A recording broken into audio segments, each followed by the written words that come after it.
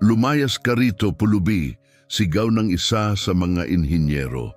Pero makalipas lang ang ilang minuto, ang parehong lalaki ay nanatiling nakatayo, hindi makakibo, habang pinapanood ang estranghero na gawin ang bagay na bigong magawa ng 30 pinakamahusay na espesyalista sa loob ng ilang linggo, gamit lamang ang isang iglap ng marker.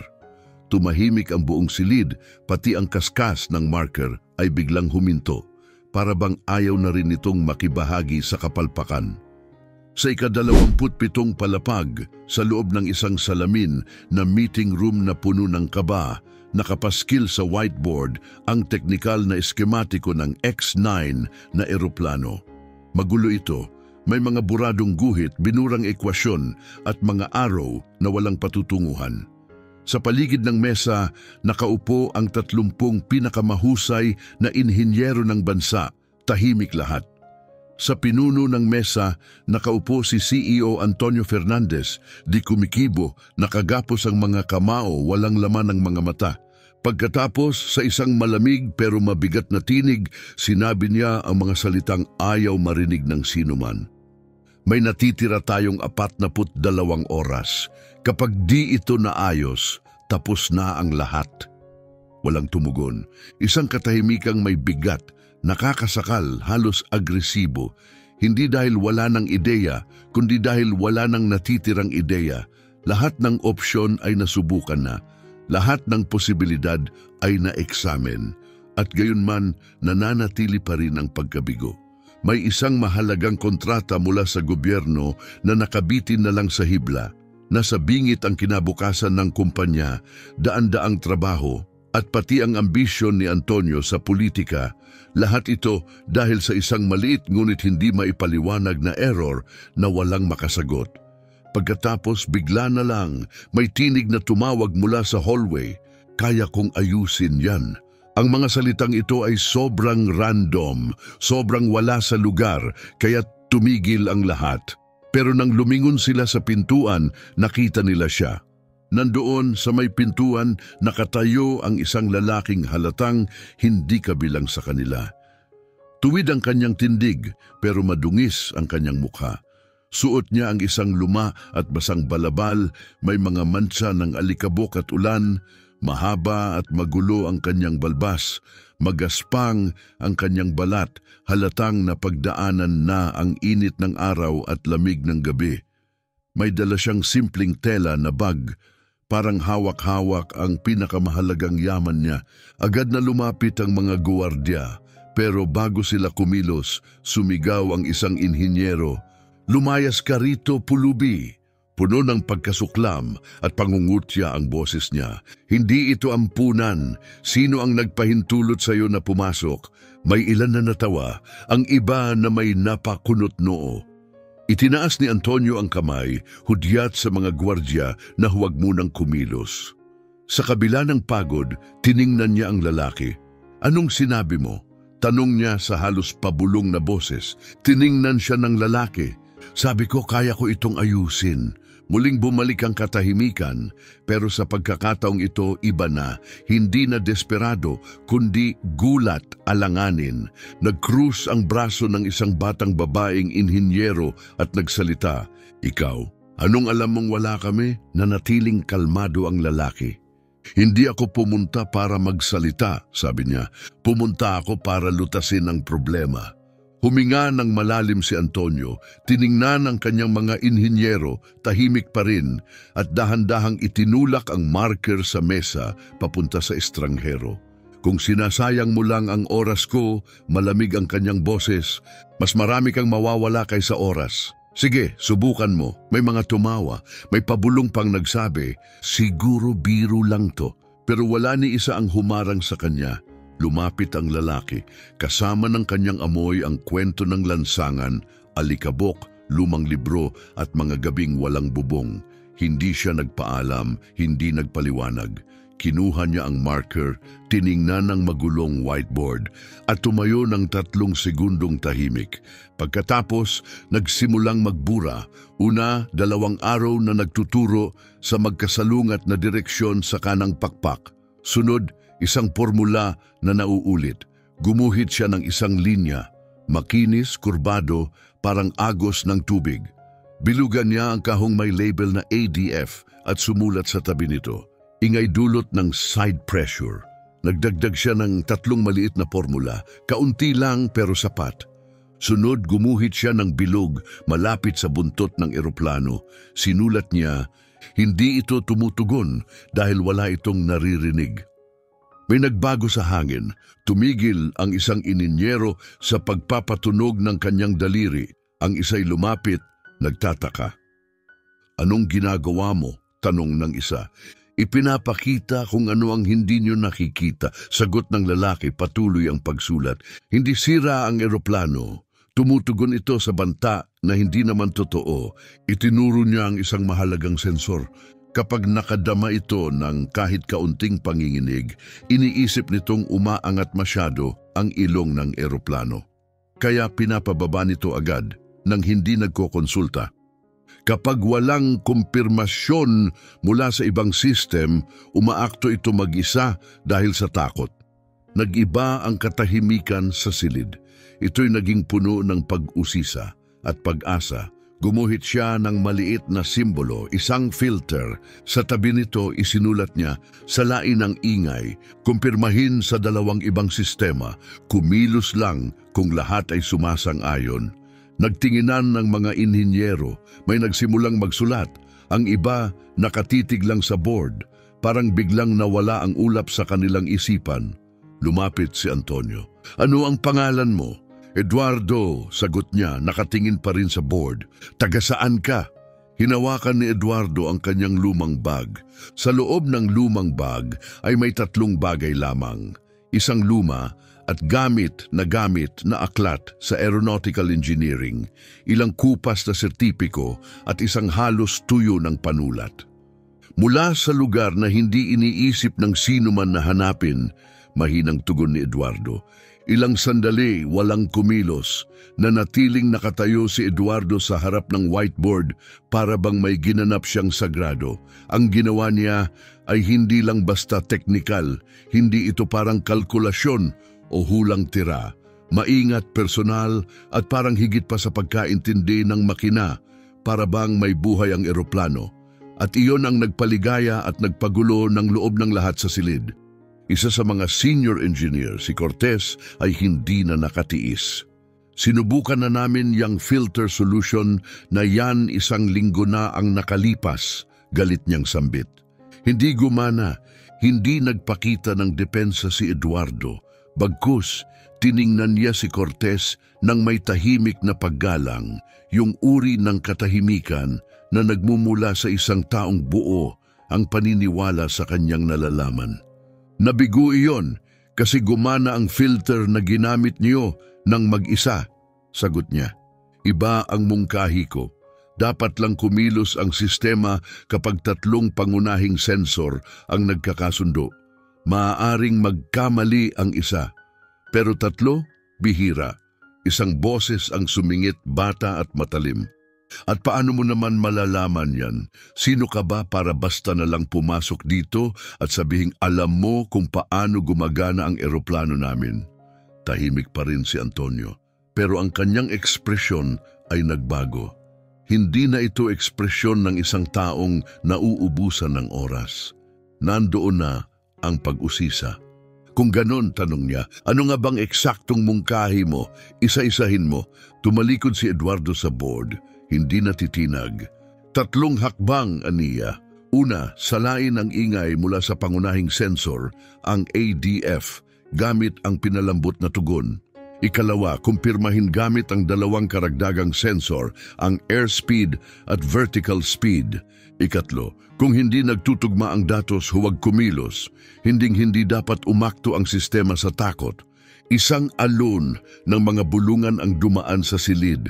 May ilang inhinyero na agad nagsimulang magsulat, halos di namamalayan. Ang iba na may umiling, hindi dahil hindi sila naniniwala, kundi dahil masakit sa ego na isang bagay na ganun kasimple ay hindi nila napansin. Muling nagsalita si Cortez, nakakrus ang mga braso. At kung mabigo ang paraan mo, matatag ang tingin ni Eduardo. Aalis ako at hindi nyo na ako muling maririnig. Pero kung tama ako, hindi lang natin inaayos ang makina, nagsasagip tayo ng buhay. Tumingin si Antonio sa orasan, tapos tumingin siya sa paligid ng silid, sa kanyang team na ubos na sa pagod, tagumpay at kabiguan. At sa sandaling iyon, nagpasya siya. Isang desisyong hindi nangangailangan ng pahintulot mula kaninuman. I-run ang simulation, utos niya. Agad kumilos ang technician, binuksan ang projector. Ang mahinang ugong ng system ay para bang pumuputol sa tensyon sa silid na parang talim.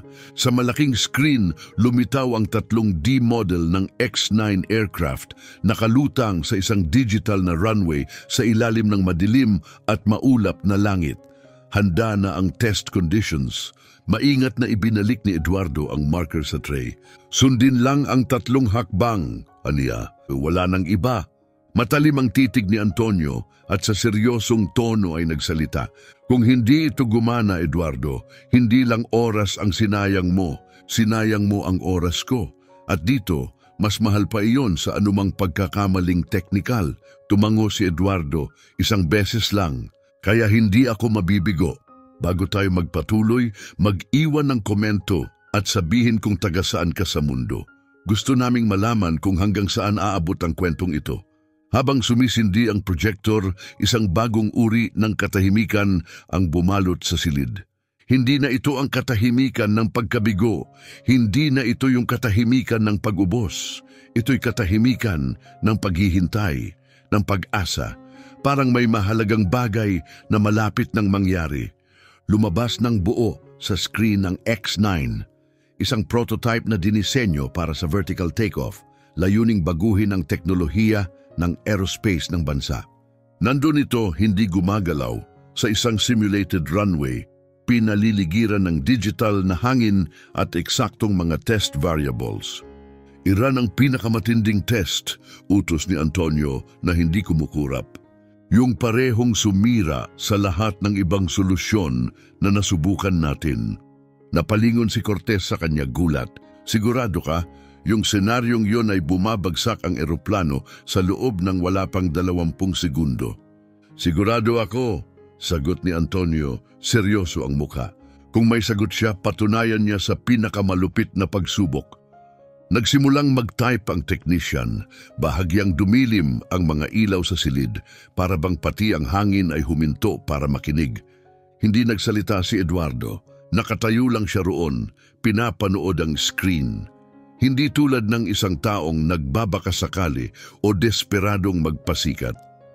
Matatag ang kanyang mga mata, para bang nakita na niya ang tagpong ito dati. Hindi man sa eroplanong ito, hindi sa lugar na ito, pero sa ibang lugar, na may mga resulta na hindi niya kailanman nalimutan. Napansin ni Antonio ang kakaibang ekspresyon sa mukha ni Eduardo. Bahagya siyang yumuko at marahang nagtanong, saan mo natutunan ang lahat ng to? Hindi agad sumagot si Eduardo, na natiling nakatitig ang kanyang mga mata sa modelo ng eroplano na nakaproject sa screen. Nang sa wakas ay nagsalita siya, banayad at matatag ang tinig. Sa mga lugar kung saan ang pagkakamali ay hindi lang nagkakahalaga ng numero kundi ng buhay. Ang pangungusap na yon ay parang punyal na tumagos sa bawat isa sa silid, pati ang pinakakinikimkim na pag-aalinlangan ay tila nayanig. 3, 2, 1, sabi ng technician. Sinisimula ng simulation. Nagsimulang tumakbo ang eroplano sa virtual na runway. Sa simula, maayos ang lahat. Tuloy-tuloy ang bilis, unti-unting umaangat. Pero di nagtagal, dumating ang panginginig. Pumasok ang simulated turbulence, parehong klaseng presyo ng hangin na paulit-ulit na naging sanhi ng pagkabigo sa mga nakaraang pagsubok. Nag-react ang ADF sensor, nagbabala na masyadong matarik ang pag-angat ng ilong ng eroplano. Sa normal na kondisyon, agad sana itong nagpadala ng agresibong autocorrection, itinutulak ang ilong pababa sa mapanganib na paraan. Dito palagi bumabagsak, bulong ng isa mula sa likod, pero sa pagkakataong ito, hindi bumagsak. Sa halip na agarang kumilos, nag-pause ang sistema. Pumasok ang bagong logic na nilapat ni Eduardo. Hindi ito kumilos ayon sa takot. Una, sinala nito ang signal mula sa ADF. Tapos, kinumpirma nito ang datos sa dalawang karagdagang sistema, airspeed at vertical climb.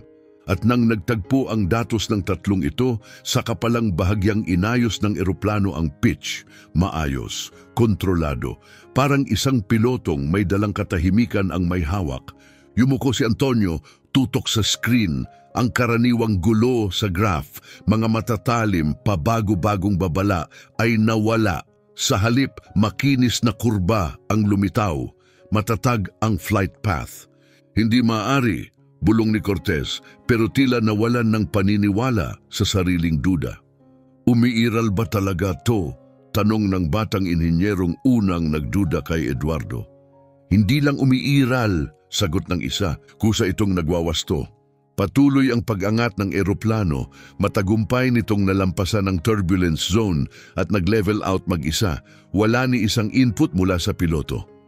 Sunod, nagsimula ng lumitaw ang mga numero sa screen. Speed, nasa ligtas na antas. Angle, perfecto. Oscillation, balance. Safety level, berde. At sa dulo, lumabas ang huling resulta, stable, no risk. Walang nagsalita, walang palakpakan. Wala ring sigawan ng tagumpay. Tanging katahimikan, ngayon ay puno ng pagkamangha. Binitiwan ni Eduardo ang pagkakatikom ng braso. Sa unang pagkakataon, huminga siya ng malalim. Tumayo ng dahan-dahan si Antonio mula sa kanyang upuan at tinitigan siya curious, ngunit may respeto. May kakaiba sa presensya ng lalaking ito, isang uri ng kapanatagan na bihirang makita. Ano ang apelyido mo? Tanong niya. Binasag ang katahimikan. Saglit na tumigil si Eduardo, hindi dahil sa takot kundi dahil batid niyang may bigat ang tanong. Aquino, mahinang sagot niya. Eduardo Aquino. Kumunot ang noo ni Antonio. Pamilyar ang apelyido, parang may narinig na siyang ganitong pangalan noon. Hindi niya matukoy kung saan, pero tila may kumakatok na babala sa kanyang alaala. May formal ka bang pagsasanay sa aeronautics? Tanong ni Antonio. Tumingin si Eduardo sa kanyang luma at gamit na bag. Dahan-dahan niya itong binuksan at inilabas ang isang aklat. Luma, basang-basa noon, halos hindi na mabasa ang takip. Ang pamagat, halos burado na. Advanced Fundamentals of Aerial Engineering. 14 na taon ko nang hawak ang librong to, mahina niyang sabi. Ito ang nagturo sa akin ng lahat. Ito ang humawak sa kaalaman noong ang mundo ay binitiwan ako. Napakagatlabi si Antonio, hindi dahil sa takot, kundi dahil sa instinktong nagsasabing may higit pa sa taong ito kaysa sa ipinapakita. Saan ka dati nagtrabaho? Tahimik si Eduardo. Ilang segundong lumipas bago siya sumagot, pabulong, hindi na mahalaga yon. Mahalaga pa rin, sagot ni Antonio, mahigpit ang tono. Dahil kung tama ka, nakita ko lang ang pinakamahusay na inhinyero na dumaan sa kumpanyang ito. At gusto kong malaman, bakit hindi ka nakita ng mundo sa mahabang panahon? Sa likod nila unti-unting gumalaw ang silid. May mga inhinyerong nagbubulungan. Ang tensyon naging pag-usisa o pag-aalala. Kabilang sa kanila si Ricardo Reyes, head ng simulation team at ipinagmamalaking graduate ng mga elite European programs. Sa kanyang mukha, unti-unting sumulpot ang anino ng pagdududa. Mahinang bulong niya, hindi pwedeng basta ka na lang lilitaw na may ganong kalinaw na kasanayan. Sa unahan, dahan-dahang pinulot ni Eduardo ang kanyang bag at aklat. Isang hakbang siyang umatras. Hindi ako pumunta rito para sa trabaho o suweldo, sabi niya. Nakita kong may silid na puno ng matatalinong taong nalulunod, kaya't inihagis ko ang salbabida. Yun lang. Tumango si Antonio, mabagal, pero bago siya makalabas, pinigilan niya ito. Gusto kitang makausap, sabi niya, ng pribado. Tinitigan siya ni Eduardo sandali, saka tahimik na tumango at sumunod. Pagkasara ng pinto, sumabog ang mga usapan sa silid, ang ilan, puno ng paghanga, ang iba may halong pagdududa. Isang boses ang namayani. Ricardo Reyes, nakatitig pa rin sa pintuan, mahinang nagsalita. Hindi siya kung sino ang sinasabi niyang siya. Antonio's private office ay malaki, tahimik, at may malambot na liwanag. Ang mga estante ay gawa sa madilim na kahoy, puno ng diagram ng mga turbina at cross-section ng mga jet engine. Sa malawak na bintana, makikita ang lungsod sa gabi, mga gusaling kumikislap, daang kumakaway at mga eroplanong dumadausdos sa langit na tila mga gintong anino. Bumuhos si Antonio ng tubig para sa sarili at inalok din si Eduardo. Nanatili ang lalaki malapit sa pintuan, waring hindi tiyak kung dapat ba siyang umupo o lumabas na lamang. "Sige, maupo ka," malumanay na sabi ni Antonio. Pagkalipas ng ilang sandali, lumapit si Eduardo at naupo. Inilagay niya ang kanyang bag sa kanyang kandungan. Hawak ito ng 2 kamay, para bang pinangangalagaan ng isang bagay na napakahalaga na tila ang lumang telang iyon ang kanyang tanging baluti. "Kailangan kong maunawaan kung ano ang nangyayari rito," panimula ni Antonio. Seryoso na ang tono. "Hindi ako naniniwala sa mga pagkakataon. Hindi ka lang basta papasok sa isang krisis, lulutas ng imposibleng problema at bigla na lang wala kang nakaraan, trabaho o pagkakakilanlan. Hindi ganyan gumagana ang mundo." Hindi agad sumagot si Eduardo. Hindi siya mukhang kinakabahan, ngunit labis na pagod ang bakas sa kanyang mukha. "Hindi ko ginawa yon para sa kredito," sagot niya sa wakas. "Hindi ko kayang panoorin na lang habang ang matatalinong tao'y gumuho dahil sa isang sirang formula." Patuloy si Antonio sa pagtatanong. "Saan ka nag-aral?" "Sa maraming lugar," sagot ni Eduardo.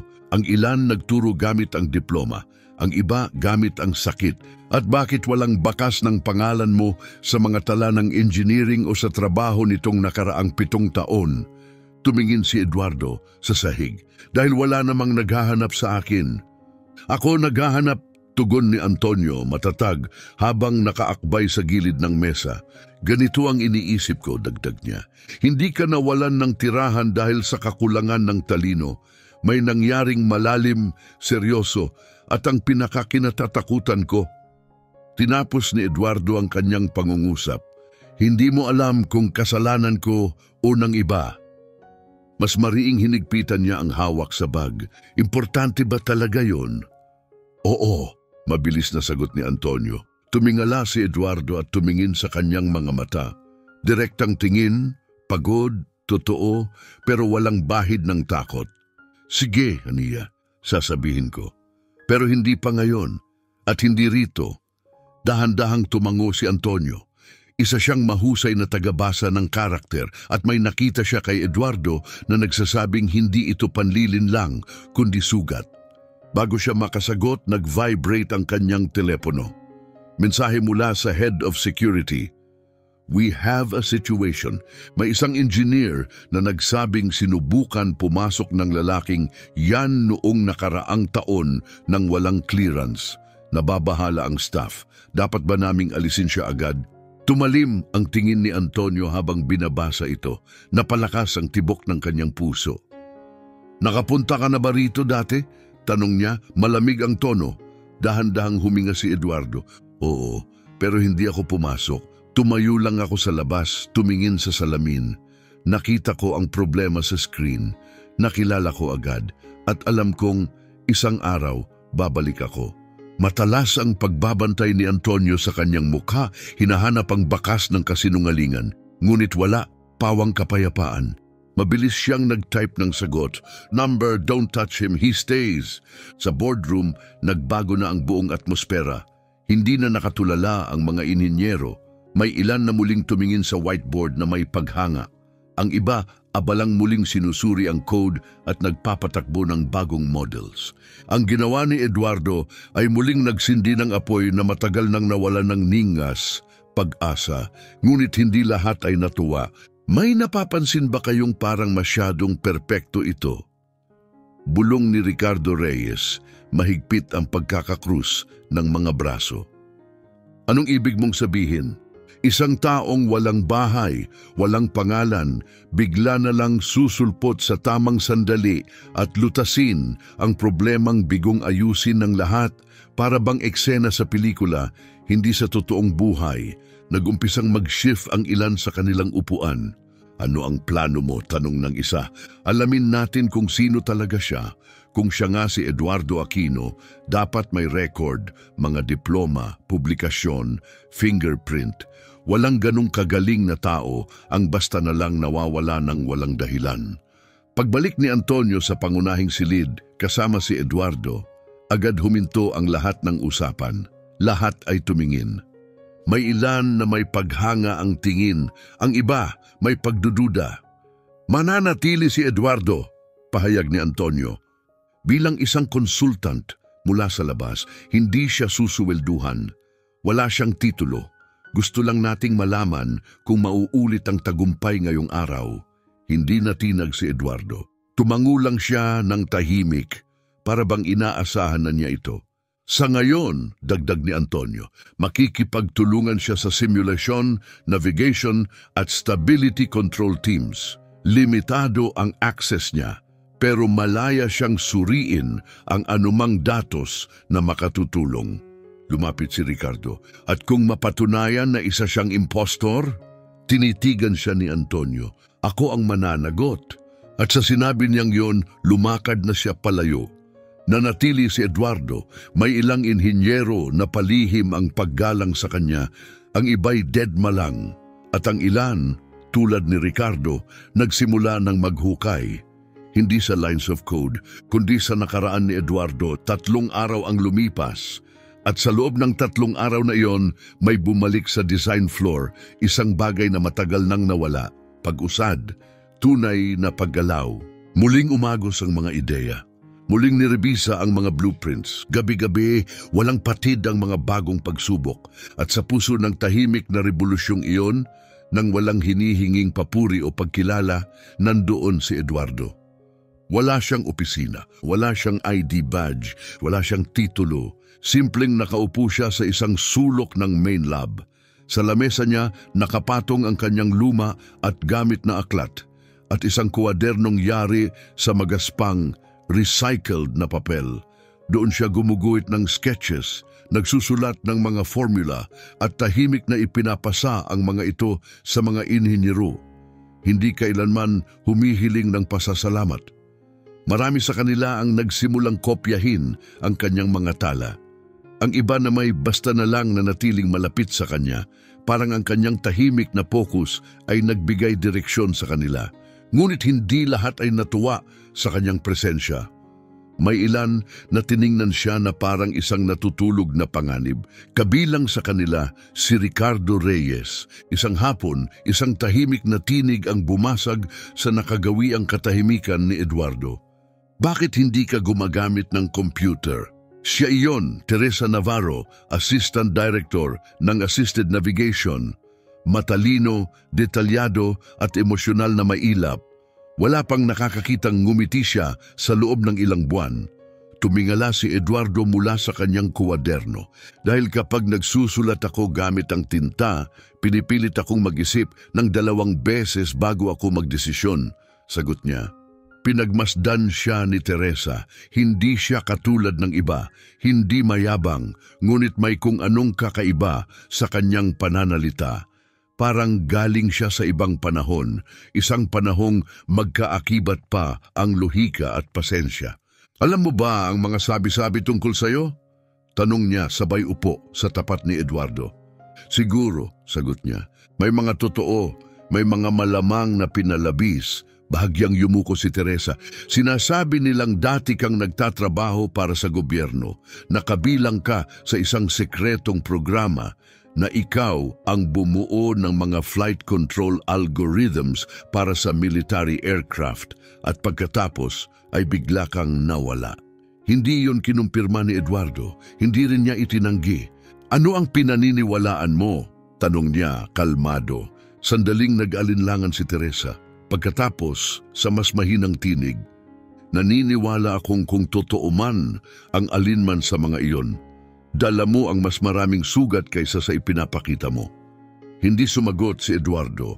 Sa halip, tahimik niyang isinilid sa harap ni Teresa ang isang papel, isang binagong diagram ng secondary stabilization system. May nakatagong error, sabi niya. Nasa weight function, linya 47 ng main code. Tiningnan ni Teresa ang papel, napakunot ang noo.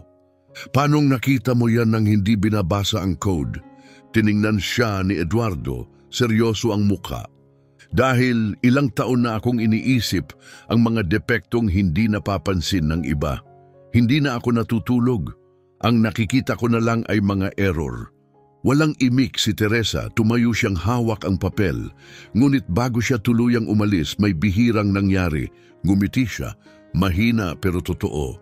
Samantala, sa kabilang bahagi ng gusali, nasa isang ipinagbabawal na lugar si Ricardo Reyes.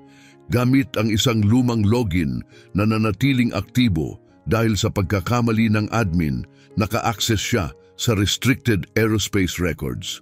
Page after page, naghanap siya, anumang link, anumang palatandaan kung paano nakaaalam ng ganito kalalim ang isang lalaking walang formal na tala. At natagpuan niya ito, isang luma at halos limot na artikulo mula 8 taon na ang nakalilipas. Project Atlas, gumuho matapos ang mga leak. Inhinyerong si Eduardo Aquino nawawala. Mga aligasyon ng sabotahe at paglabag sa pambansang seguridad iniimbestigahan. Napakagat si Ricardo sa labio. Ayan ka pala. Sinave niya ang file sa isang encrypted flash drive, isinuksok ito sa bulsa at lumabas sa silid-dala ang iisang layunin. Hindi ko hahayaang sirain niya ulit ang lahat. Kinagabihan, bumalik si Teresa sa sulok ni Eduardo. Tama ka, sabi niya, ipinakita ang kanyang screen. Nandun nga ang bug, eksakto sa sinabi mo. Kung hindi natin yon nakita, pipilitin sana ng system ang mid-flight reboot. Hindi nagdiwang si Eduardo. Tumangulang siya ng tahimik. Salamat sa pagtitiwala. Umiling si Teresa. Hindi ako naniniwala sa iyo, sagot niya, hindi sa mapanakit na paraan.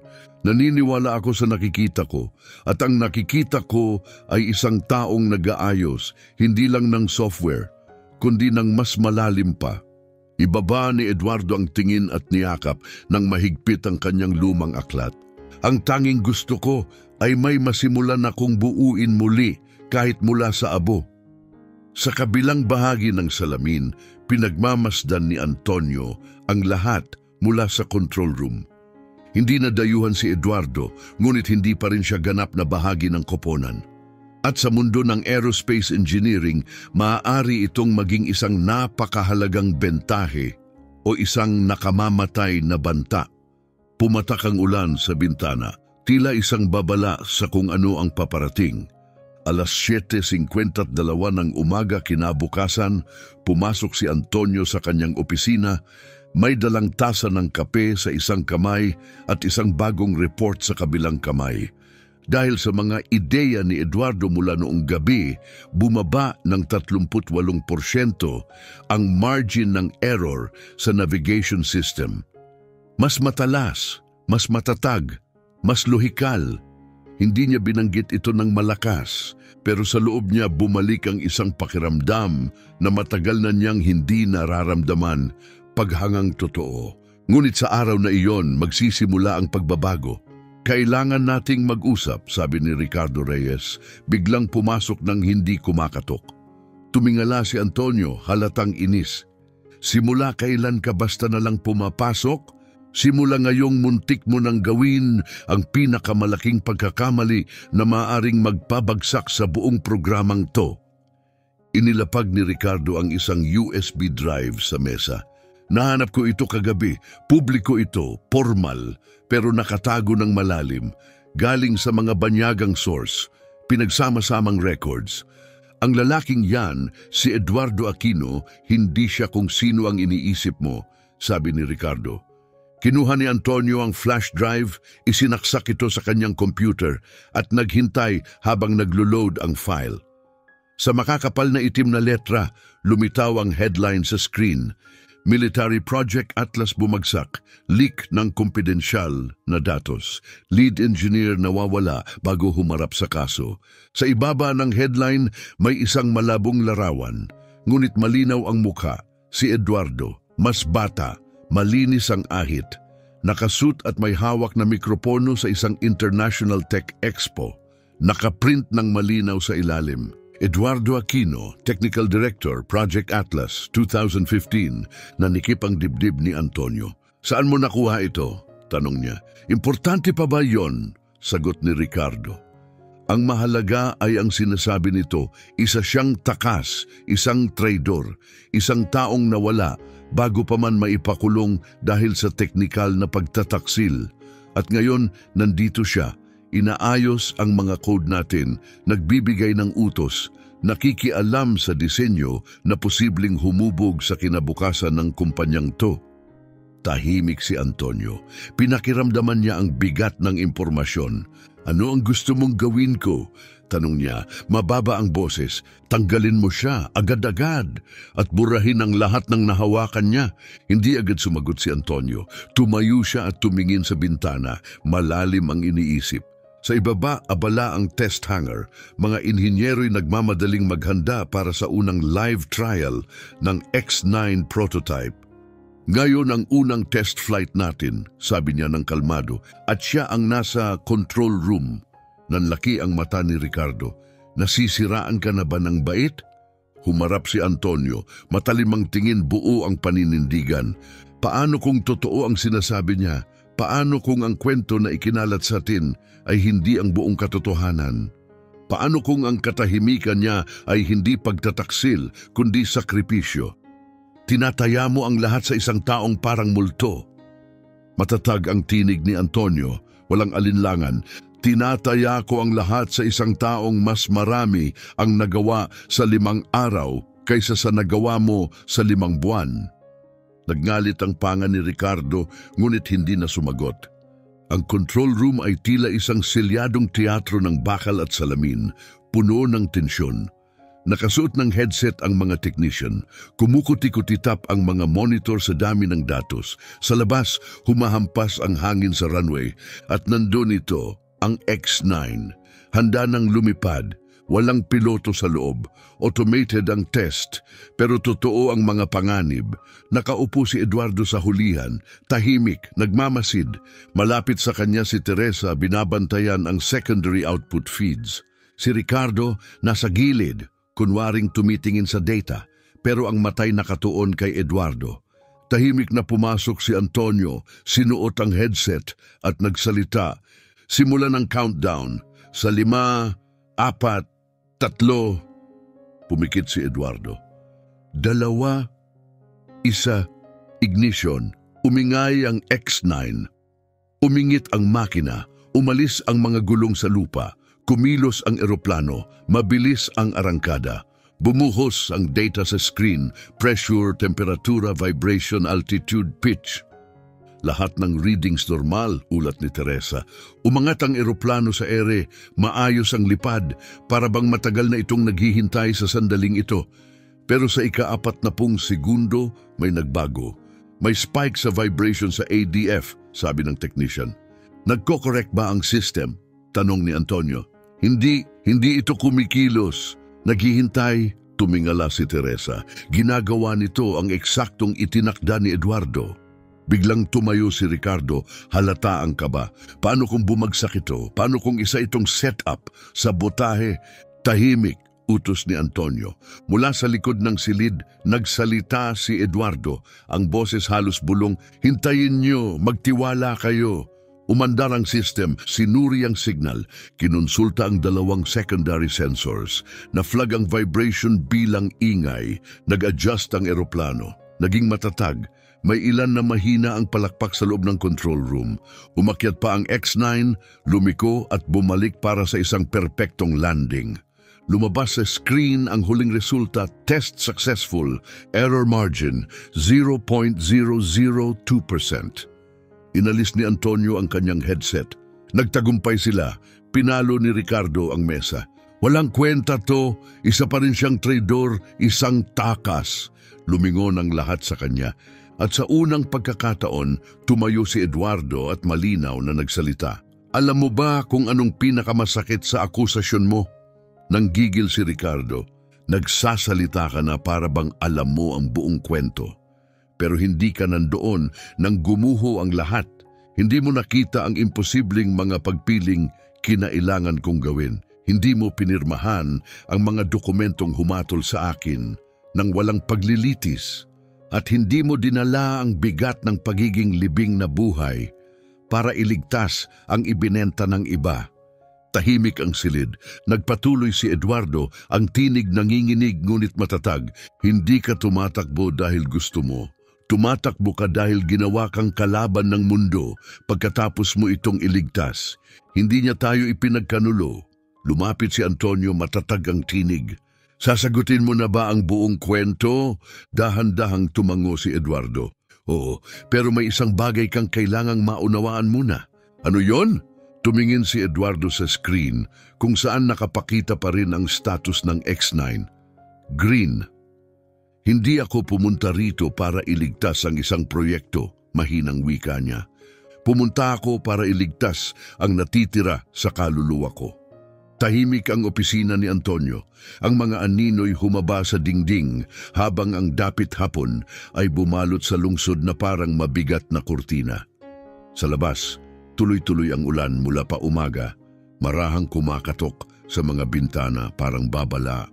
Naupo si Eduardo sa harap ni Antonio nang hindi hinihintay ang paanyaya.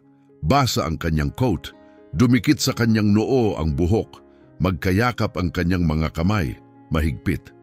Ipinagtimpla ni Antonio ng kape ang dalawa at itinulak ang isa kay Eduardo. Simulan mo, aniya. Huminga ng malalim si Eduardo para bang bawat salita ay may dalang buong buhay. Project Atlas, lahat yun sa akin. 7 taon ko itong nilikha. Isang military-grade navigation system ito, fully autonomous. Dinisenyo para mabawasan ang pagkakamaling dulot ng tao sa gitna ng labanan. Naniwala kaming makapagliligtas ito ng libu-libong buhay. Yumuko si Antonio, interesado. Ano ang naging problema? Dinala nila ang isang politiko, tugon ni Eduardo. Patag ang tinig.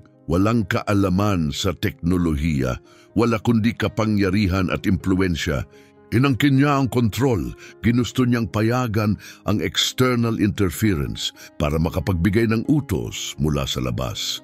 Magiging sunod-sunuran si Atlas sa mga ilegal na utos.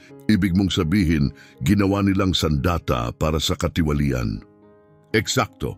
Lumalim ang boses ni Eduardo. Binago nila ang core code ko. Nilagyan ng backdoors. Tumutol ako. Sinabi kong magagamit ito laban sa civilian, hindi para protektahan ng sundalo. Tahimik si Antonio. Hindi gumagalaw. Tapos, nag-leak sila ng isa sa mga hindi pa tapos na simulations ko sa media. Pinalabas na ako ang may kasalanan sa isang malaking pagkabigo. Ibinintang nila sa akin ang isang diplomatic incident na hindi naman talaga nangyari. Kaya ka tumakas? Umiling si Eduardo. Hindi agad. Sa una, lumaban ako. May ebidensya ako, mga email, logs, voice recordings. Handa akong ipaglaban ang sarili ko. Pero isang gabi, nawala ang lahat. Nilimas ang opisina ko, tinanggal ang access ko. Binura ang pangalan ko sa system. Para bang hindi na ako kailanman naging bahagi nito. Tumigil siya, tumingin sa lamesa. Sa araw ng hearing, sinabi ng abogado ko, kung hindi ako magpakita, isasara ang kaso, tahimik. Walang media, walang iskandalo. Makakalaya sila, mabubuhay ako na may tatak habang buhay, pero ligtas ang pamilya ko, naggit-ngit ang panga ni Antonio. Kaya ka umalis, tumango si Eduardo. May anak akong babae, may asawa akong may sakit, hindi ko kayang lumaban sa laban na alam kong wala akong panalo. Pinago ko ang pangalan ko, tinanggap ang kahit anong trabaho, natulog sa mga istasyon, kumain sa basurahan. Pinanood kong mamatay ang asawa ko dahil hindi ko mabili ang gamot niya. Sa unang pagkakataon nabasag ang kanyang tinig. Nawala ang lahat sa akin, maliban sa katotohanan. Natama ako na hindi ko nilikha ang Atlas para sa pagkawasak. Tumingala siya, puno ng dating sakit ang mga mata. Nang marinig ko ang tungkol sa X9, may naramdaman ako. Para bang, iyon na lang ang huling pintong bukas para sa akin. Itinulak ni Antonio ang kanyang kape sa gilid. Ang ekspresyon niya ay nagbago, hindi na nagdududa, kundi tinamaan ng lalim ng damdamin. Bakit hindi mo agad sinabi ang lahat ng ito? Malungkot na ngumiti si Eduardo dahil walang nakikinig sa taong mukhang marumi. Nakikinig lang sila kapag nakagawa ka ng imposibleng bagay. At yun ang ginawa ko. Sa kabilang bahagi ng gusali, mabilis na naglalakad si Ricardo Reyes, may hawak na cellphone sa tainga. Kinumpirma ko na, Eduardo Aquino talaga ang pangalan niya. Ipinapadala ko na ang artikulo ngayon. Yung tungkol sa kaso ng Atlas. May boses sa kabilang linya na pangisi si Ricardo. Ayokong maging bayani pa siya. Alam mo na ang ibig kong sabihin. Pinatay niya ang tawag at pinindot ang send. Kinabukasan may kakaiba. Wala si Eduardo. Si Teresa ang unang nakapansin. Hindi pa siya kailanman na late. Hindi nag-absent. Laging maaga. Laging tahimik. Laging eksakto. Ang mesa niya hindi nagalaw. Kape buo pa. Folder sarado pa. Tinawagan siya ni Antonio. Minsan, 2, 5 beses. Walang sagot. Nag-text siya. Nasaan ka? Walang tugon. Pagdating ng tanghali, isang anonymous email ang dumating sa inbox ni Antonio. Ito ang lalaking pinagkatiwalaan mo sa eroplano mo. Alam mong kinasuhan siya ng military sabotage. Na tumakas siya na ipinagkanulo niya ang kanyang bansa. Naka-attach. Ang parehong artikulong ipinakita ni Ricardo ilang araw ang nakalipas. Pero sa pagkakataong ito, kumalat ito. Viral. Mabilis na tumayo si Antonio mula sa mesa. Ricardo? Yes? Ikaw ba? Anong sinasabi mo? Huwag mo akong paasahin. Ikaw ba ang nag-leak ng file? Nagkibit balikat si Ricardo. Ginawa ko ang nararapat. Pinoprotektahan ko ang kumpanya. Hindi dapat siya narito sa simula pa lang. Nanginig ang mga kamao ni Antonio pero wala siyang sinabi. Sa halip, lumabas siya ng opisina na parang bagyong paparating. 2 oras ang lumipas at natagpuan niya si Eduardo sa isang istasyon ng tren. Nakaupo si Eduardo ng mag-isa sa isang upuan sa istasyon ng tren. Nasa paanan niya ang backpack. Malayo ang tingin. Walang iniintinding partikular. Para bang wala na siyang hinahanap. Aalis ka na ba? Tahimik na tanong ni Antonio habang papalapit. Hindi tumingin si Eduardo. Ginawa na nila ito sa akin dati, marahan niyang sagot. Inaakala ko nang mangyayari ulit.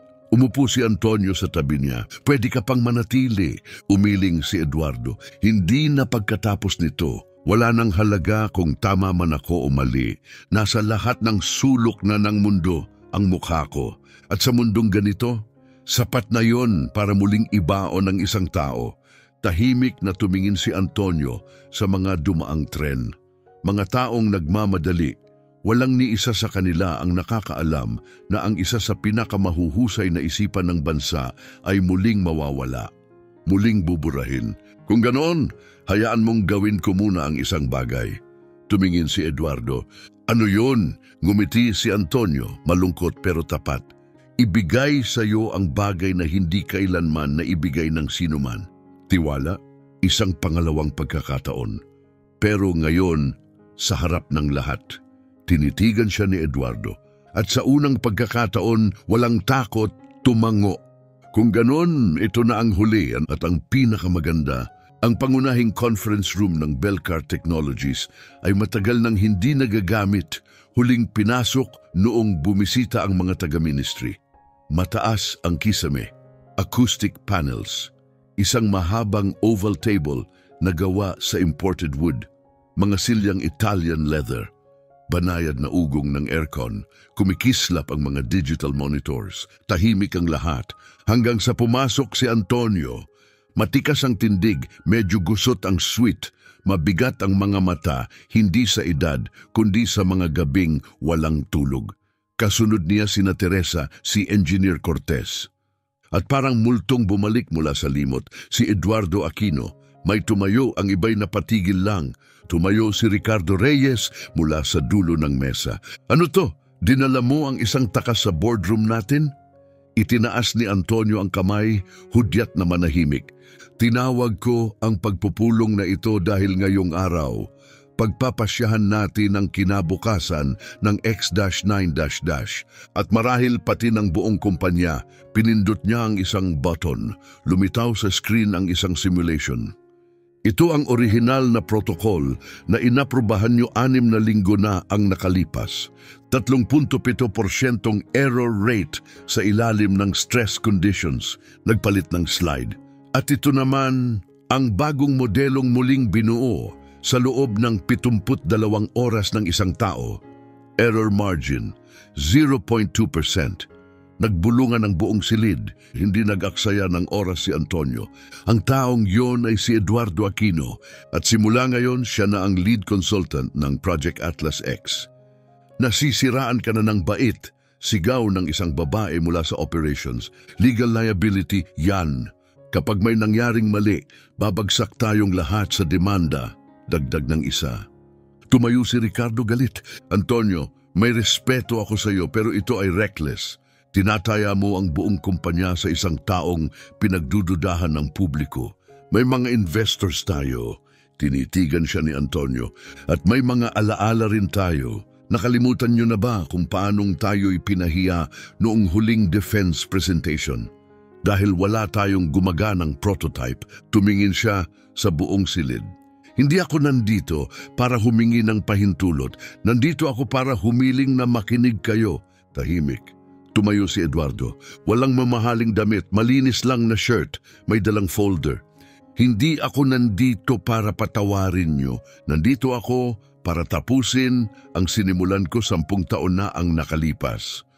Ang sistemang ito ay makapagliligtas ng buhay. Hindi ko kailangan ng pangalan ko sa headline. Gusto ko lang gumana ito. Inilapag niya ang folder sa mesa. Patakbuhin ang tests. Kapag pumalpak, ako mismo ang lalabas. Pero kapag pumasa, kayo ang magtatanong sa sarili niyo kung sino talaga ang traidor sa kumpanyang ito. Ang gumagawa ng solusyon o ang nagtatago ng problema. Hindi ulan ang dumating, kundi kaguluhan. Mga internal email, encrypted chats, nag-aalalang tawag. Hindi pwedeng siya ang mamuno, sabi ng isang senior executive sa call kay Ricardo. Nakabantay na ang media. Paano kung hukayin nila ang Project Atlas? Kalma ang sagot ni Ricardo. Hindi siya magtatagal. Magpaparamdam tayo ng pressure. Kapag hindi siya bumigay, sisiguraduhin nating mapipilitan siyang bumigay. Habang sila'y nagkukutsaba, nagtatrabaho si Eduardo. Halos hindi natutulog, nanatili sa server room. Kumakain lang ng pagkaing iniiwan ni Teresa. Isinusulat muli ang mga complex na code na ayaw galawin ng iba. Inaayos ang mga bug na inilibing na sa kalendaryo. Pinapakinis ang sistema. Ginagawang makatao. Mula sa di kalayuan, pinagmamasdan siya ni Antonio at alam niya umiikot na ang mga pating. Kaya inihanda niya ang kanyang huling galaw, isang external demo, Audience Ministry of Defense. Ang sandali ng katotohanan, kapag pumalpak ang simulation, lahat ay mawawala. Nakatayo si Eduardo, suot ang hiniram na suit na medyo maluwag. Ngunit ang kanyang boses, habang ipinapaliwanag ang lohika sa likod ng X9 algorithms, ay matatag, malinaw. Nasa console si Teresa, si Cortez bantay sa system stability. Si Antonio, nakatayo sa likod, nagmamasid. Pero may napansin siya, si Ricardo bumubulong sa technician na hindi niya kilala, may mali. Simulan ang simulation, sigaw ng isang general. Umalis ang virtual aircraft. Lahat ng readings normal hanggang sa pulang alerto ang kumislap sa screen. Napakunot noo si Eduardo. Hindi ko code yan. Tumakbo si Teresa sa console. May pumasok sa core. Unauthorized access. Ipasok niyo ako, sabi ni Eduardo. Ngayon, tumango si Antonio. Kumilos si Eduardo. Mabilis, eksakto. Ang eroplano sa screen, bumagsak ang ilong. Katahimikan. At pagkatapos, isang linya lang, improvised, matulis, eksakto, execute. Umangat muli ang eroplano, palakpakan, hiyawan, hindi makapaniwala. Ngunit hindi nagdiwang si Eduardo. May nagtangkang sirain ito, sabi niya. Mula sa loob, tumingin si Antonio agad na naunawaan. Hindi ito external. Galing sa loob ng network natin, Isang administrative account na puno ng bulong ang silid. Nagkatinginan ng mga opisyal, kinumpirma ng screen, X9 system recovered. Sa isang sulok, kumikislap ang alerto, intrusion detected. Lumapit si Antonio. Maaari mo bang i-trace ang source? Hindi sumagot si Eduardo. Inikot lang niya ang screen. Isang linyang naka-highlight access priority na wala ang kulay sa mukha ni Ricardo. Siguro may pagkakamali, maintenance account yan, kahit sino. Pinutol siya ni Eduardo. Pinalitan ang password kagabi. Alas 10:47 ng gabi. Mula sa terminal mo, tumahimik ang buong silid. Hindi kumurap si Antonio, hindi siya sumigaw. Tahimik na nakaupo si Eduardo sa istasyon ng tren. Ang kanyang backpack ay nakapatong sa paanan. Malayo ang tingin, wala sa isang partikular na bagay. Lumapit si Antonio. Aalis ka na ba? Hindi tumingin si Eduardo. Ginawa na nila yun sa akin dati, mahinang sabi niya. Inaasahan kong mangyayari ulit. Umupo si Antonio sa tabi niya. Pwede ka pang manatili. Hindi na pagkatapos nito. Wala nang saysay kung tama ako o mali. Laman na ng balita ang mukha ko. At sa panahong ito, sapat na yon para ibaon kang muli sa lupa. Tiningnan ni Antonio ang paligid. Mga tren na dumarating at umaalis, mga taong nagmamadali. Wala ni isa ang nakapansin na isa sa pinakamahuhusay na isipan sa bansa ay muli na namang mawawala. Kung ganoon, hayaan mong gawin ko muna ang isang bagay, sabi ni Antonio. Lumingon ng bahagya si Eduardo. Ano yon? Ngumiti si Antonio, pagod ngunit may lalim. Ibigay sa iyo ang bagay na hindi kailanman ibinigay ng iba. Tiwala? Hindi. Isang pangalawang pagkakataon. Pero ngayon, sa harap ng lahat, tinitigan siya ni Eduardo at sa unang pagkakataon, tumango siya, walang pag-aalinlangan. Kung ganoon, hayaan mong ito na ang huli at ang pinakamahusay, ang malaki at eleganteng conference room ng Belcar Technologies ay matagal ng tahimik. Makintab na kahoy, mga leather na upuan, mga monitor na marahang kumikislap. Walang tunog. Hanggang sa pumasok si Antonio, mabagal pero tiyak ang kanyang hakbang. Gusot ang kanyang suite, mabigat ang mga mata, tandaan ng ilang gabing walang tulog. Kasunod niya sina Teresa, si Cortez. At pagkatapos, parang aninong muling bumalik mula sa nakaraan, si Eduardo Aquino. May tumayo sa gulat, ang iba'y nanatiling walang galaw. Mula sa dulo ng mesa, bumulong ang isang pamilyar na tinig. Ricardo Reyes. Ano to? Dinala mo ang isang takas sa boardroom natin? Itinaas ni Antonio ang kamay upang pigilan ang mga bulong.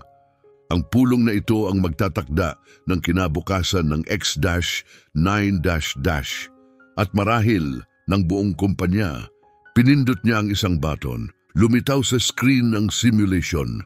Ito ang protocol na inaprubahan niyo 6 na linggo na ang nakalipas. Error rate sa ilalim ng stress, 3.7%, nagpalit ng slide.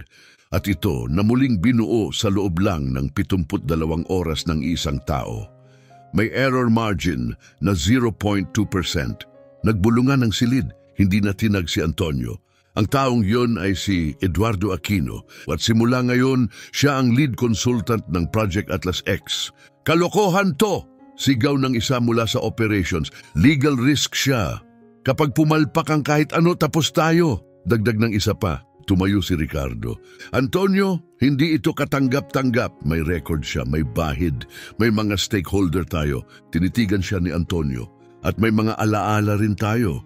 Naalala niyo ba nung huli tayong sumali sa bidding? Wala tayong prototype na gumagana. Tumigil siya saglit. Hindi ako nandito para humingi ng pahintulot. Nandito ako para matiyak na maririnig niyo ang katotohanan. Tahimik muli, lumapit si Eduardo. Walang mamahaling damit, malinis lang na polo. May hawak na folder. Hindi ako pumunta rito para humingi ng kapatawaran, panimula niya. Pumunta ako para tapusin ang sinimulan ko 10 taon na ang nakalipas. Ang sistemang ito ay makapagliligtas ng buhay. Hindi ko kailangan ng kredito. Gusto ko lang itong gumana. Inilapag niya ang folder sa mesa. I-test niyo ito. Kapag pumalpak, aalis ako. Pero kung hindi, Kayo ang magtatanong kung sino talaga ang traidor sa kumpanyang ito, ang nag-aayos ng pagkukulang o ang nagtatago nito. Hindi katahimikan ang sumunod, kundi bagyo, mga email, mensahe, lihim na pulong.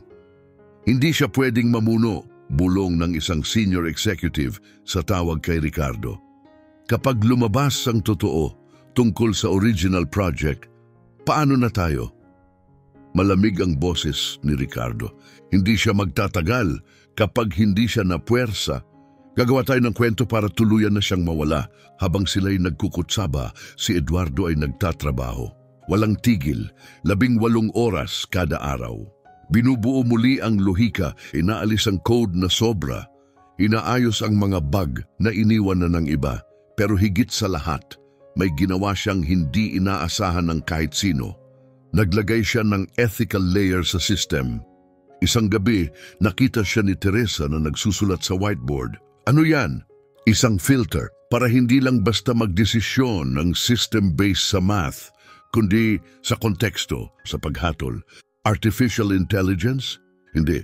Human logic para alam ng system kung kailan hindi dapat kumilos. Hindi sumagot si Teresa, na natili lang siyang nakatayo, pinagmamasdan siya. Na-realize niya, hindi lang system ang inaayos ni Eduardo, kundi ang prinsipyo nito. The homeless engineer who saved the X9 from the streets to national innovation. Eduardo Aquino, the genius the world forgot. Ngunit hindi nagbigay ng panayam si Eduardo. Hindi tumanggap ng kahit anong award. Isa lang ang hiningi niya. Hayaan siyang magtrabaho ng tahimik, pero hindi magtatagal ang kapayapaan na yon. Dahil sa isang sulok ng mundo, pinapanood ni Ricardo ang parehong balita at hindi siya ngumingiti.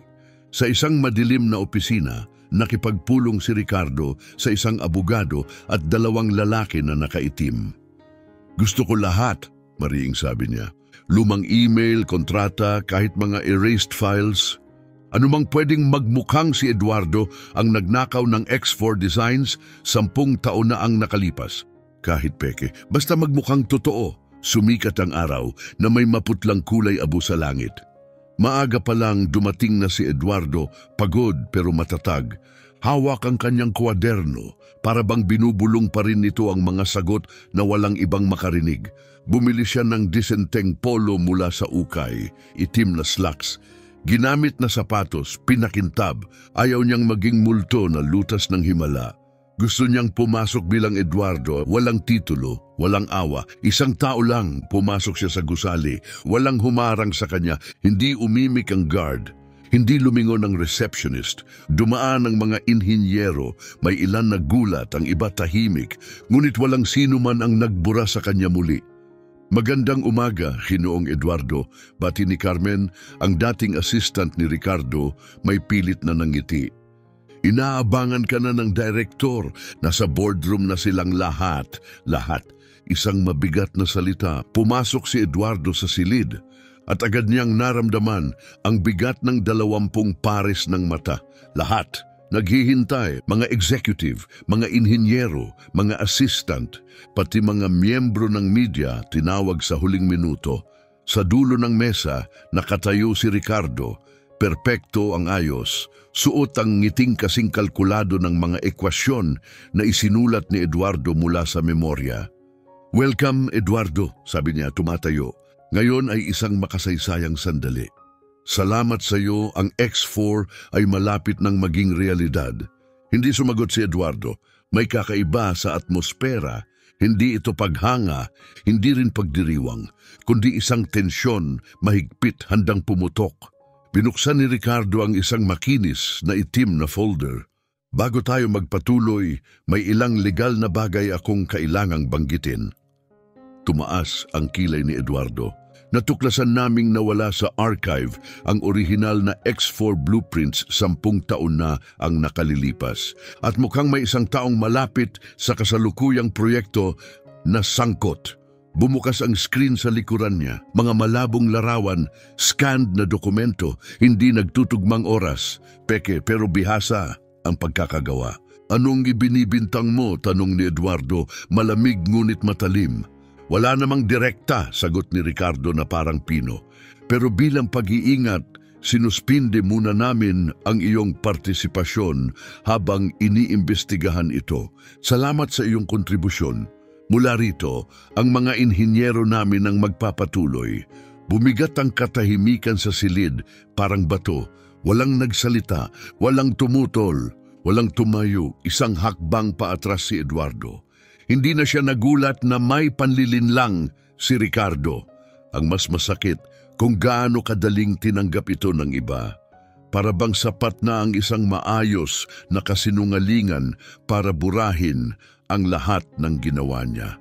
Pero bigla, isang boses ang sumabog mula sa likod. May mga recording ako, lahat ay napalingon. Si Isabela, ang batang intern na tahimik lang laging nasa tabi ni Eduardo. Mga lab camera, audio logs, lahat naka-archive, pati yung mga sandaling sinubukan ni Ricardo na sirain ang proyekto mismo, nanlabo ang mukha ni Ricardo. Pumikit si Eduardo sandali, hindi dahil sa ginhawa, kundi dahil sa unang pagkakataon sa loob ng maraming taon. Hindi na siya nag-iisa, lumingon siya kay Isabela. Kung ganon, ipakita mo. Hayaan mong makita ng lahat kung sino ang nagsasabi ng totoo. Ang tunay na laban ay nagsimula. Ito ay hindi na tungkol sa mga ekwasyon. Ito na ay tungkol sa integridad. Kinabukasan, nag-umapaw ang Grand Auditorium, mga executive, mga mamamahayag, mga investor, mga technician, lahat naroon para sa opisyal na paglulunsad ng Project X-4, pinakakilalang tagumpay ng kumpanya. Kuryente ang tensyon sa hangin, mga bulong-bulungan, mga spekulasyon, nagdilim ang ilaw, nakafocus ang mga kamera, at sa entablado lumakad si Ricardo Reyes, maayos ang suit, rehearsed ang kumpiyansa, tumayo siya sa podium. Salamat sa pagdalo sa makasaysayang araw na ito, panimula niya. Ngayon, hindi lang tayo maglalantad ng makina, kundi ng isang pamana. Sa likod niya, nakatayo ang prototype ng X4 na tatakpan ng puting tela. Sa mata ng publiko, perpekto ito. Para kay Ricardo, ito ang kanyang huling pagtatanghal. Ang hindi niya alam, naroon na si Isabela sa crowd. May hawak na flash drive, nanginginig ang puso. Alam niya ang dapat gawin. Nagsalita si Ricardo tungkol sa progreso, sa inobasyon, sa pananaw, sa pamumuno, pero parami sa mga tao ang naasiwa. Ilan may tahimik na konsensya, ang iba may sumisibol na galit. Ang X4 ay kinakatawan ng bagong panahon, pagtatapos ni Ricardo, na posible sa pamamagitan ng taon ng dedikasyon ng kumpanyang ito. Tahimik at pagkatapos, isang boses ang tumawag, yung dedikasyon mo ba ang nagsulat ng mga ekwasyon sa lab board, Ricardo? Tumigil siya, bumaling sa pinagmulan ng tanong. Si Isabela, umakyat sa entablado, hawak ang mikropono sa isang kamay, ang flash drive sa kabila. May mga recording ako. Bawat minuto sa lab, naka-backup. Ipinapakita kung sino talaga ang nagayos ng propulsion system at hindi ikaw yon.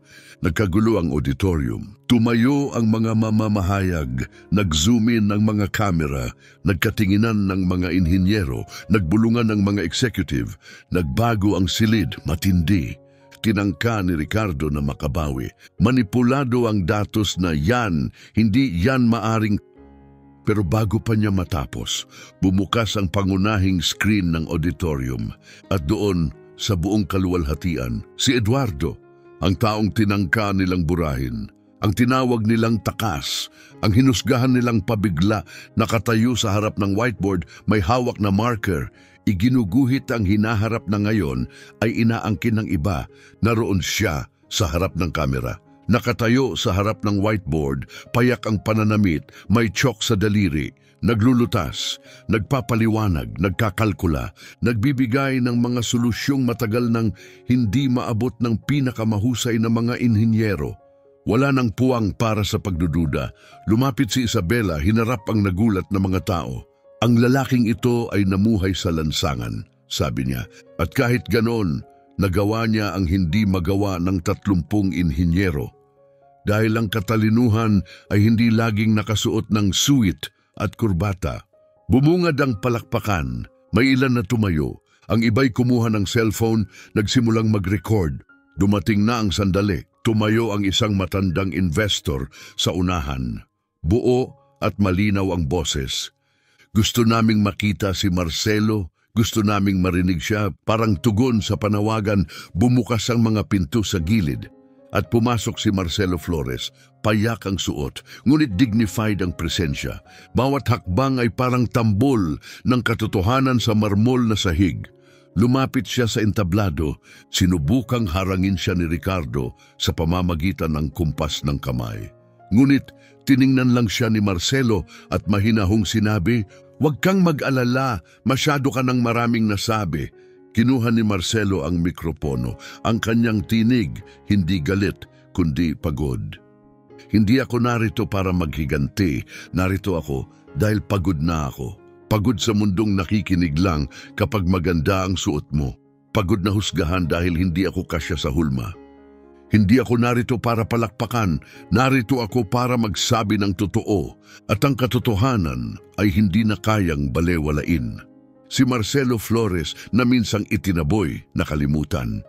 Ang siyang nagligtas sa isang multimilyong proyekto at si Ricardo sinubukang angkinin ito para sa sarili.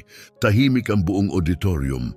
Nakatingin ang mga executive, ang mga technician na minsang tumalikod sa kanya, ngayon ay tahimik na nakikinig. Pati ang mga mamamahayag na dumalo para sa tech demo ay alam na saksi sila sa kasaysayan. Nagpatuloy si Marcelo, "Ilang taon akong naging invisible. Naglakad ako sa tabi ninyo, walang nakakakita.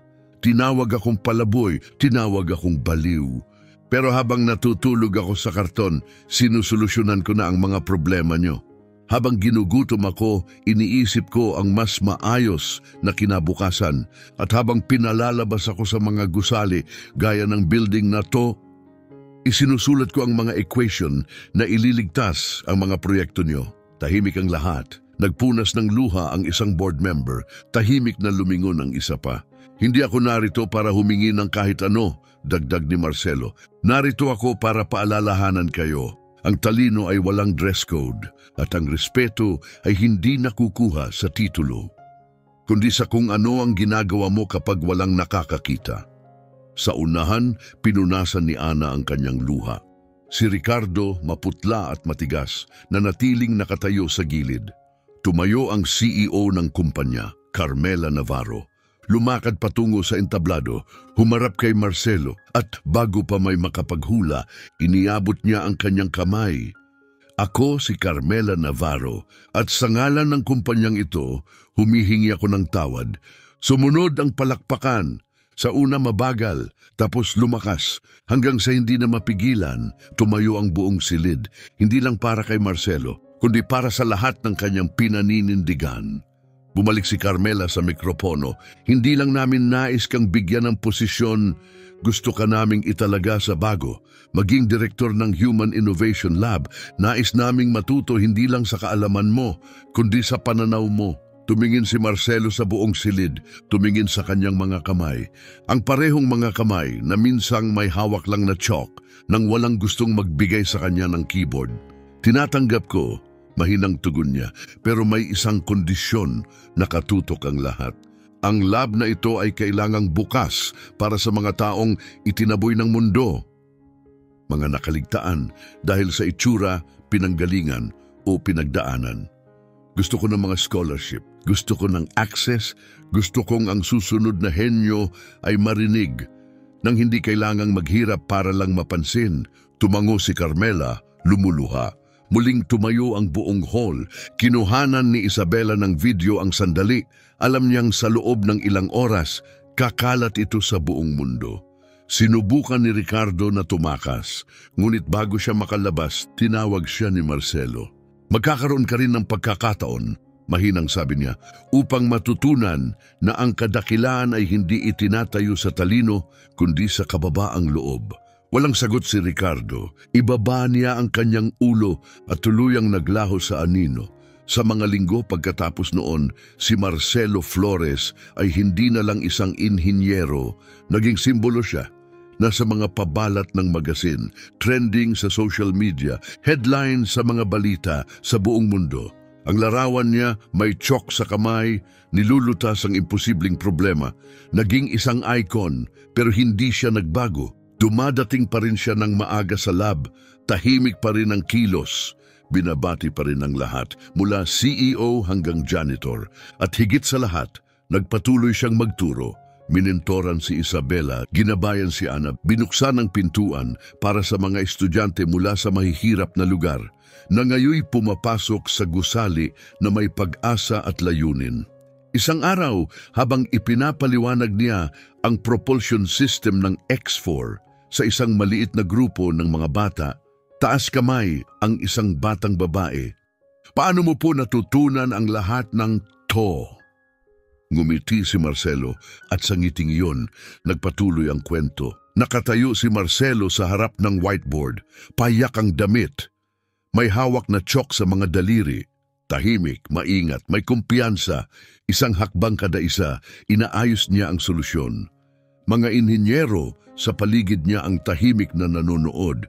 Tila ngayon pa lamang nila nakita ang kasagutang matagal na nilang hinahanap. Wala nang puwang sa pagdududa, humarap si Isabela sa mga nanonood, malinaw at matatag ang boses. Ang lalaking ito ay namuhay sa kalye.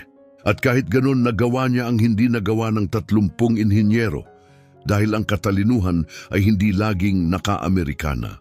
Nag-ingay ang buong silid, may mga pumalakpak, may mga naglabas ng cellphone. Ang iba'y nanatiling nakatayo, hindi makapaniwala.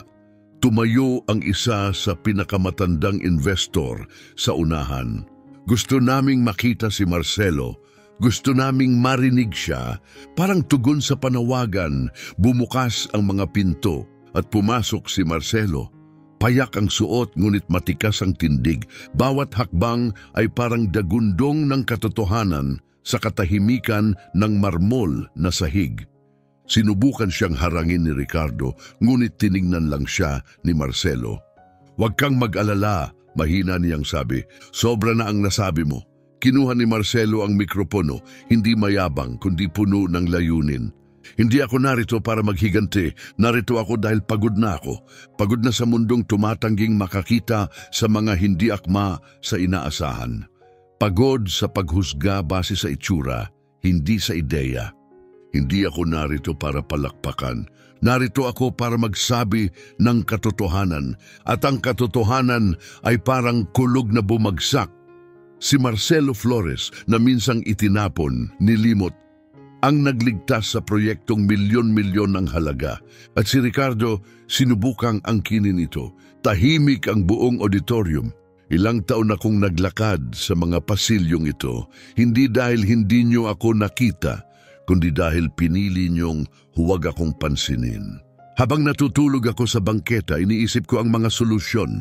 Habang binabaliwala ako, binubuo ko ang mga sistemang sinabing imposibleng gawin. May narinig na munting hikbi, may yumuko, may nagpahid ng luha. "Hindi ako humihingi ng kahit ano," patuloy ni Marcelo. "Nais ko lang ipaalala, ang kaalaman ay walang uniforme. Ang respeto ay hindi dahil sa titulo. At ang dangal dash-dash ay nasusukat sa kung paano natin tratuhin ang mga hindi pinapansin." Umakyat sa entablado si Carmela Navarro, CEO ng kumpanya. Lumapit kay Marcelo at iniabot ang kanyang kamay. "Ako si Carmela. At sa ngalan ng kumpanyang ito, humihingi ako ng tawad." Sumabog ang palakpakan, una marahan, pagkatapos malakas, hanggang sa lahat ay tumayo, hindi lang para kay Marcelo, kundi para sa lahat ng kanyang kinatawan. "Hindi lang titulo ang nais naming ialok," sabi ni Carmela. "Gusto naming pamunuan mo ang bago naming layunin, ang Human Innovation Lab. Hindi lang dahil sa talino mo, kundi dahil sa pananaw mo." Tumigil sandali si Marcelo, tumingin sa madla, tumingin sa kanyang mga kamay na minsang naglilinis ng sahig, ngayon ay tinuturing na mahalaga. "Tinatanggap ko," mahinang tugon niya. "Pero may isang kondisyon," nag-antay ang lahat. "Ang lab na ito ay kailangang maging bukas sa lahat ng isinantabi. Dahil sa anyo nila, pinagmulan o nakaraan. Gusto ko ng scholarships, gusto ko ng access, gusto kong ang susunod na henyo ay marinig nang hindi kailangang magdusa para lang mapansin. Tumango si Carmela, luhaan. Muling tumayo ang buong silid. Sinubukan ni Ricardo na umiwas palabas, ngunit bago siya makalabas, tinawag siya ni Marcelo. Magkakaroon ka rin ng pagkakataon, mahinang sabi niya, para matutunan na ang kadakilaan ay hindi nakabase sa pagiging tama, kundi sa pagiging mapagpakumbaba. Hindi sumagot si Ricardo, ibaba lang ang ulo at lumakad palayo. Sa mga araw na sumunod, naging simbolo si Marcelo Flores. Ang kanyang kwento ay umikot sa mundo. Larawan niyang may hawak na tiyok habang lumulutas ng komplikadong problema, naging viral. Ngunit hindi siya nagbago. Dumating pa rin siya ng maaga, binati pa rin ang lahat, pinili pa rin ang kababaang loob kaysa karangalan. Naging mentor siya kay Isabela, kay Ana, sa mga kabataang minsang inakalang wala silang lugar. Tuwing hapon, kumukuha siya ng whiteboard sa isang tahimik na meeting room. Walang titulo, walang projector, tiyok lang, mga ideya at bukas na pandinig. Paano niyo po natutunan lahat ng ito? Tanong ng isang batang inhinyero minsan. Ngumiti si Marcelo. 20 taon akong nasa construction, pero palaging numero ang wika ko. Nag-aaral ako sa gabi, palihim. Dahil sinabi nilang hindi ito para sa katulad ko, di nagtagal, hiniling ng buong kumpanya ang recordings ng kanyang lessons. Kumalat sa social media, ang paraan niyang magturo, simple, malinaw, ay umantig sa buong mundo. Inimbitahan siyang magsalita, keynote speaker, sa isang International Innovation Convention. Ano ang dapat kong sabihin? Tanong niya kinakabahan. Ang totoo, sagot ni Carlos, ngayon ay may paghanga, puno ang auditorium. Executives, engineers, journalists, dreamers. Pumasok si Marcelo.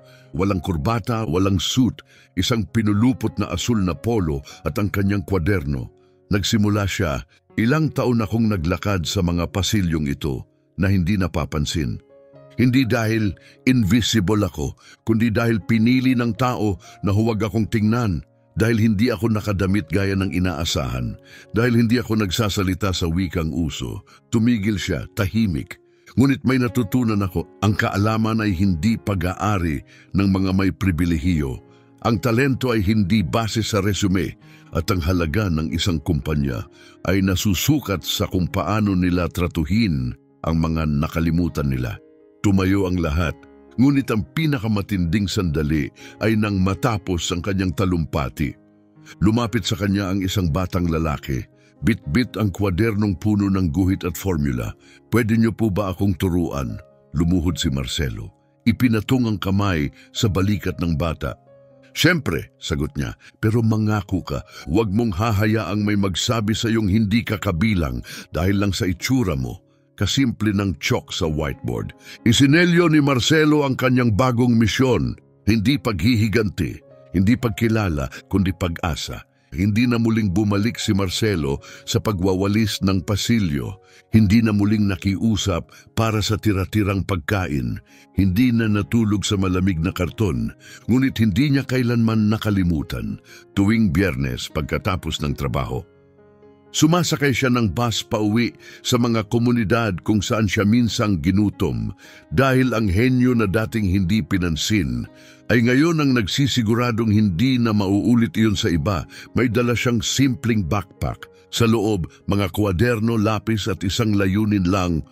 Turuan, hindi ito kawang-gawa. Lagi niyang sinasabi sa sinumang sumusubok siyang purihin. Ito ay katarungan. Ito ay pagbabalik ng isang bagay na minsan ay ipinagkait sa akin. Isang totoong pagkakataon. Natagpuan niya ang isang abandonadong aklatan. Ang basement nito ay maalikabok at nakalimutan. Doon bumuo siya ng bago. Hindi isang paaralan, hindi isang institusyon, isang simpleng silid lang. Hindi niya tinawag na The Marcelo Foundation, hindi rin Center for Rising Geniuses. Tinawag niya itong La Sala del Tisa, ang silid ng tiyok. Doon tinanggap niya ang lahat, mga batang lansangan, mga single mother, mga bagong migranteng dayo, maging mga matatanda na matagal nang tinalikuran ng sistema. Umupo silang lahat sa harap ng isang chalkboard. Ang mismong board kung saan una niyang isinulat ang formula sa harap ng isang silid ng mga nagduda. At bawat klase nagsisimula sa iisang linya. Ako'y katulad niyo, sinabihan din akong hindi ako sapat. Pero kung nandito ka ngayon, nagawa mo na ang unang hakbang para patunayan na mali sila. Kumalat ang balita. May isang kumpanyang tumawag. Pagkatapos 5, pagkatapos 30, pare-pareho ang tanong. Paano nagawa ng isang taong walang titulo o resume ang hindi nagawa ng 30 pinakamahusay na inhinyero? Ngunit hindi nagbibigay ng panayam si Marcelo, maliban sa isa. Pagkalipas ng ilang buwan, isang batang mamamahayag ang nakahanap sa kanya sa La Sala del Tisa. Sa dulo ng panayam, nagtanong ang reporter, paano mo gustong maalala? Tumingin si Marcelo sa silid, sa mga mukhang pagod ngunit puno ng pag-asa, sa mga half-written na formula sa pader, sa mga nakataas na kamay, naghihintay ng sagot. Tahimik siya sandali at sumagot bilang yung tinawag na palaboy. Pero piniling hindi magkimkim ng galit, yung ginawang landas ang kanyang sakit para sa iba. Nag-viral ang panayam, kasama nito ang buong katotohanan. Sa wakas, kinilala si Marcelo bilang totoong utak sa likod ng X4 system. Pero higit pa roon, naging isa siyang pambansang simbolo ng katatagan at pagtubos. Inimbitahan siya ng mga universidad, inangkop ng mga paaralan ang kanyang paraan ng pagtuturo. At unti-unti natutong tumingin ng mas malalim ang makapangyarihan. Tumingin sa mga dati nilang hindi pinapansin, bumukas ang bagong innovation center ng kumpanya. Ang pangalan, Centro Marcelo Lopez, isang lugar kung saan ang ideya ay hindi hinuhusgahan sa itsura. Si Antonio, na ngayon ay CEO na, niyakap si Marcelo sa harap ng madla. Hindi para sa publicity, hindi para sa camera, kundi dahil alam niya walang anuman sa lahat ng ito ang iiral kung wala si Marcelo. Inalok nila siyang putulin ang gintong laso. Pero tumanggi si Marcelo. Hayaan niyo na lang akong magsulat, aniya. Lumapit siya sa mataas na puting pader ng main hall. Kinuha ang isang itim na marker. Huminga ng malalim at isinulat ang linyang nagbago ng kapalaran ng isang buong kumpanya. Kaya ko itong ayusin. Muling pumalakpak ang buong silid, ngunit hindi ngumiti si Marcelo dahil sa ingay. Ngumiti siya dahil alam niya, ang tunay na pag-aayos ay hindi sa code, kundi sa paraan ng pagpapahalaga natin sa tao. Dati, siya'y itinuturing na wala. Ngayon siya ay buhay na patunay kapag tumigil tayong humusga gamit ang mata at nagsimulang makinig gamit ang puso. Doon nagsisimula ang tunay na pagbabago. Kung naantig ka sa kwentong ito, maghintay ka dahil ang susunod ay mas kahanga-hanga pa. Isang ama itinakwil ang ampon niyang anak, hindi niya alam siya pala ang tunay na may-ari ng lahat. Mag-subscribe para sa mga kwentong nag-uudyok, nagpapabago at mananatili sa iyong isipan. Dito, ikinukwento namin ang mga istoryang hindi pinapansin ng iba. Dito walang itsura ang makapaghuhusga kung sino ka.